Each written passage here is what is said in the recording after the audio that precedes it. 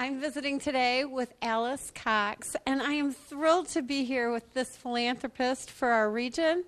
Alice, it's my understanding that you came all the way back here after being gone for a long, long time, something like 70 years. Yes. How did you decide to come back to West Central Minnesota? Well, it's my motherland. It's the heart of America. I was born and raised in Lake Lillian, Minnesota. So my husband passed away, and I returned, and just love it. What do you like about it? Well, I just like the people. I like Willmar. It's just something, like I said, it's the heart of America. And being I was born and raised in Lake Lillian, I'm at home. What was the best part of being raised in a small town like Lake Lillian? Well, it couldn't have been jollier. Everybody had control of you. You know, everybody knew everybody. So that naturally we were a family. You know, everybody. If we got out of sorts, anybody could put us in place. And you seem like maybe you were a little bit of a rebel, were you? Oh, no, I was not, because I had a very, very strict mother. You know, she was the commander, and I commanded. Well, speaking of family, your nieces and nephews, and all of your friends are thrilled that you are getting this philanthropy award. And they asked me to ask you some questions. They noted that you and Joe had traveled the world and that you had many, many talents that you used. And they wanted to know what you were proud to have accomplished yourself in addition to marrying your good-looking husband, Joe. Well, I don't feel that I have accomplished a lot. The Lord and I are partners. Really, and that's sincerely, it's always been. So that it isn't that whatever I have done, I thank and praise the Lord for that. I'm a Christian. Well, I can see that, and I can hear that, and apparently you've done some great things with the talents that God gave you. Can you tell us a little bit about how you've been able to use those talents to help others?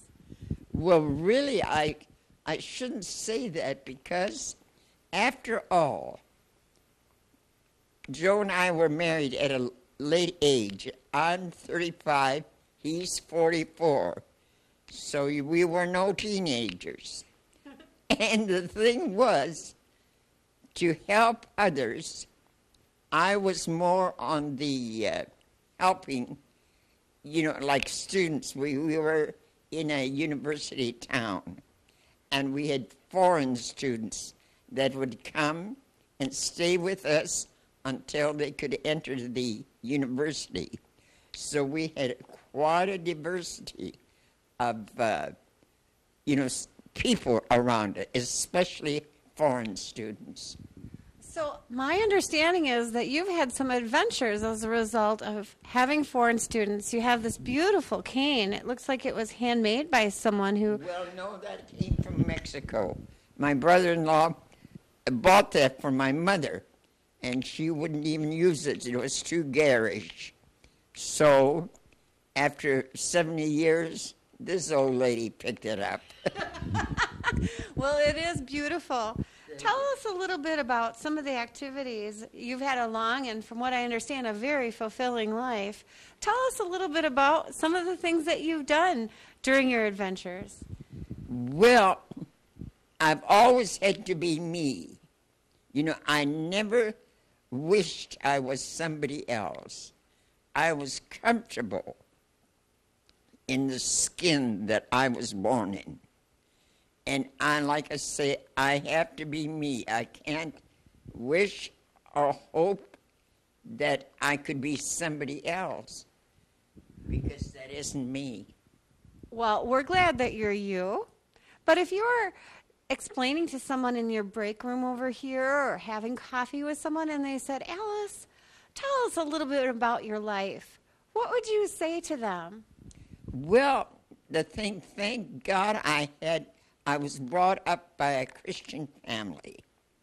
My mother especially, because my father had a little grocery store business, and he was also a part-time farmer. So that a great influence for her, because she commanded, and whatever she said, I Followed it, eh? yes, I followed it. What would you tell the young people in this community, whether they're 8 years old or they're 18 years old or they're 48 years old, what would you tell them about what they should do in their lives? What would you encourage them to do? To be themselves. Don't try to fit into somebody else's shoes. Be grateful for who you are and what you're doing. Your attitude of gratitude is the very, very most important thing.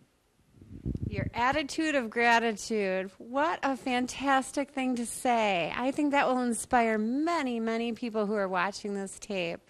Alice, it's been a pleasure talking to you. Are there people in your life who've made a difference that you want to mention? Well, I've had so many, but Joe, my husband, my mother, very, very strong mother influence. But I wasn't with her that many years, but the years that I had made quite an implant. Yes, and my church, naturally. Well, you're getting this award for philanthropy, which means that you're giving back to the community. For anybody who might not be aware, and they're going to hear all about you, I'm sure, but you and Joe have done a lot. Can you tell people 2 of the things that you've done? Well, there's so much. Joe was so hard of hearing, so he didn't communicate. He was the thinker. He made the living, and I made the living worthwhile.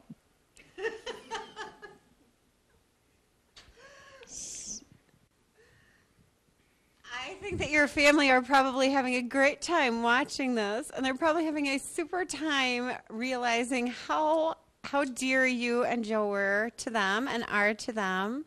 Is there anything else that you would like to share with them? Well, there's so much they already know about me, and Joe. And so that Joe was a very, very brilliant man.